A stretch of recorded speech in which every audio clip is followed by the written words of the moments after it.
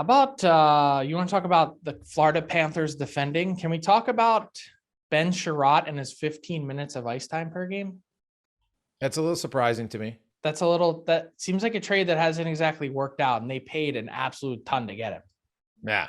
Well, it's one where I got, to me, how he performed, and I watched the Florida. It's not like I got to dive deeper into his numbers. Maybe he's playing more worse than I think, but it does seem a little odd to me.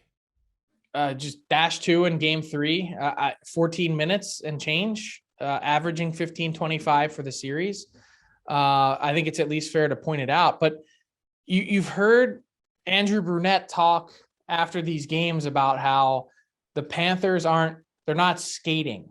Yes. Is it really the speed factor, or is it their lack of defensive play that's their issue? Or are they getting pushed around by the Caps?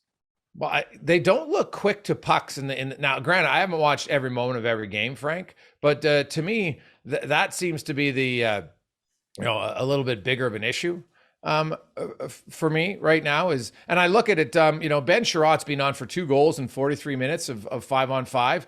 Aaron Ekblad 2 goals, Uyghur and Montour each 3. Forsling and Gudas haven't been on for any, and they've actually, like, the defense 5-on-5 in Florida is fairly even minutes played, anywhere from 43 to 49. So they've actually been playing 3 pairs 5-on-5, and still a lot to pay for a third pair guy in Chiarot.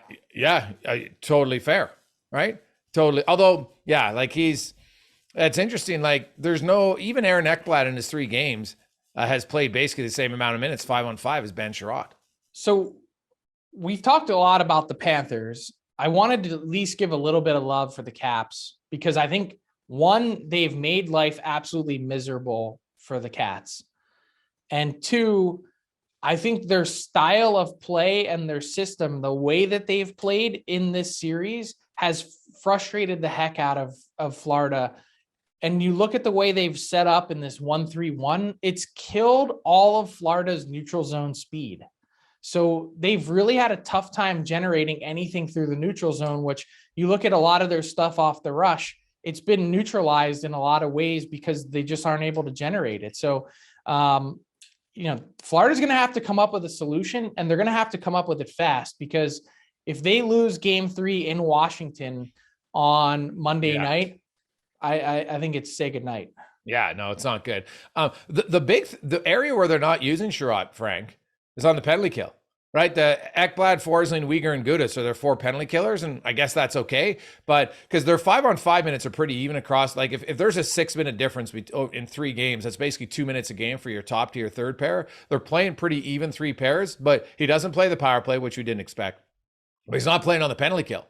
And that's basically where, you look at Uyghur and Forsling and Ekblad and all of them, that's where they're playing 8 more minutes combined. Right. Yeah, so Uyghur's been very average in this series too. Yeah. So I think Florida defensively, they got to go, but you are winning all season long with potent offense. You got to figure, especially, Frank, when every other team is scoring more in the playoffs. Like, it's not like this is, other than the Dallas-Calgary series, and we'll get to that after fill in the blanks. But I look at Florida's, I look more at their offensive guys to say, you got to get going here. You don't have a power play goal like Jonathan Huberdeau, Giroux, Barkov, go down the list. They've got enough offense. They should not be 12th in the playoffs in goals for. I thought it was really telling on Saturday that Andrew Brunette made the change to the power play, because you think about how that team was cooking heading into the series, and all of a sudden you take Aaron Ekblad, who hasn't played in weeks, and you throw him back on the first unit power play.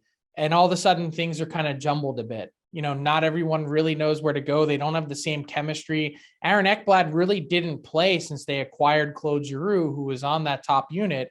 So all of a sudden they change it around. They take Ekblad off, put him on the second unit, and they kind of go back to normal. And they got, I think, some better looks as game 3 went on.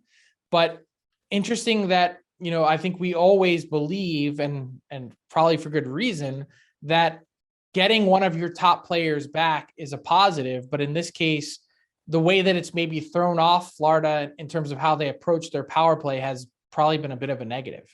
Yeah, that's fair. And the other thing is they probably got to play better offensively 5-on-5 to generate power plays. Like only the Rangers have fewer power plays per game thus far at 2.67. The Panthers and Penguins each have had 3